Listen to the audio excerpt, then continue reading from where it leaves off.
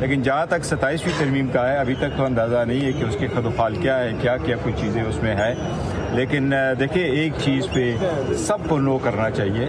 صوبائی خود مختاری حل ہار میں ضروری ہوتا ہے، اور بیسیکلی فیڈریٹنگ یونٹس کا کام یہی ہوتا ہے کہ وہ جن محکموں کو چاہیں وہ وفاق کو دے دیں، باقی اپنے پاس رکھیں. یہ تو آن اینڈ آف تو یہ ہوتا ہی رہتا ہے کہ ایک ابھی تک ایک امینڈمنٹ کورٹ میں ہوتی ہے اور پھر دوسری آ جاتی ہے. آپ کو یاد ہوگا 18ویں ترمیم جب ہوئی تو 18ویں کے بعد 19 ترمیم ہوئی، 20ویں ہوئی، 21ویں ہوئی، اور 21ویں ترمیم وہ چیلنج ہوئی تھی. 21ویں ترمیم اور 18ویں ترمیم کا ایک ساتھ فیصلہ ہو گیا تھا، سپریم کورٹ نے کر دیا تھا، اس میں کوئی نہیں. لیکن ہم یہ کہہ رہے ہیں کہ 26ویں ترمیم بھی غلط تھی اور 27ویں ترمیم بھی غلط. ابھی ہمارے پاس کوئی مسودہ نہیں، ہم نے وہی سنا ہے جس طریقے سے.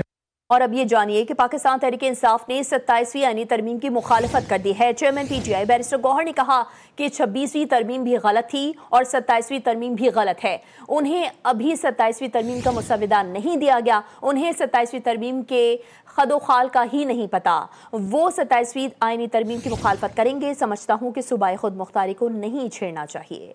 لیکن جہاں تک 27ویں ترمیم کا ہے ابھی تک تو اندازہ نہیں ہے کہ اس کے خد و خال کیا ہے، کیا کیا کچھ چیزیں اس میں ہے. لیکن دیکھیں ایک چیز پہ سب کو نو کرنا چاہیے.